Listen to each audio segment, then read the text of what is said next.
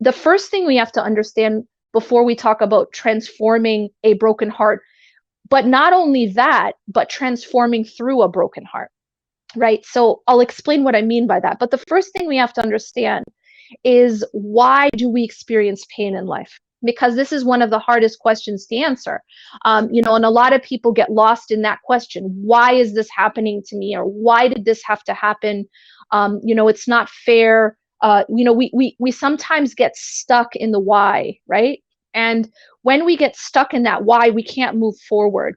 So I think it's very important that we have an understanding of what pain is and why do we experience pain. First and foremost, we know from an Islamic perspective, we know as believers that this life is not perfect, that this life is not Jannah, and rather this life is a period, a temporary period of test for us. Now, when we say that this life is a test, we also should not misunderstand that word, because sometimes when people hear, when they learn the idea that this life is a test, but then they think that it's a test in the sense of like a professor tests you, right? So when a professor tests you, he or she gives you a test, steps back, doesn't give you any help, and doesn't know how you're going to do, right? Until they see the test. Well, Allah subhanahu wa ta'ala's tests are not like that. Number one, and this is essential, is that Allah subhanahu wa ta'ala is with us in our tests. Allah does not go away while we're being tested and just leave us to ourselves. The only time we are left to ourselves during a hardship is if we leave Allah subhanahu wa ta'ala, if we close the door on Allah subhanahu wa ta'ala, if we distance ourselves from Allah. But Allah will never leave us unless we choose to leave Allah subhanahu wa ta'ala.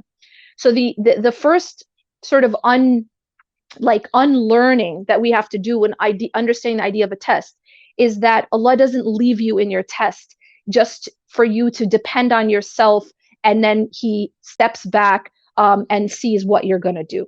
Rather, Allah subhanahu wa ta'ala is with us in that test.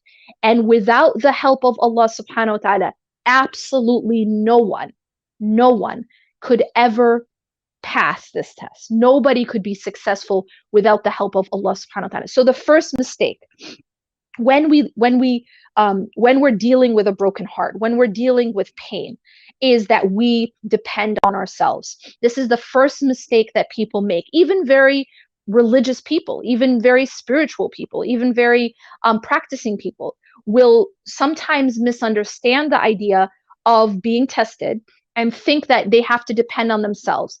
So many people will harden up. This is also one of the coping mechanisms that people will employ in order to sort of deal with the test. So what they'll do is they'll harden up, they'll depend on themselves, they'll be like, okay, this is a test, I can't show any emotion, I have to be strong, right? And of course, the false definition of strong usually means I have to feel nothing, I have to show no emotion, I have to be stoic about this, otherwise I'm not being patient. So these are all concepts I cover more in depth in the course, but the idea here is that one of the biggest mistakes that we make, and one of the main reasons why we actually cause further suffering to ourselves, is that we depend on ourselves when we are going through our difficulties. We think that Allah is testing me, and therefore I need to depend on myself, I need to harden up.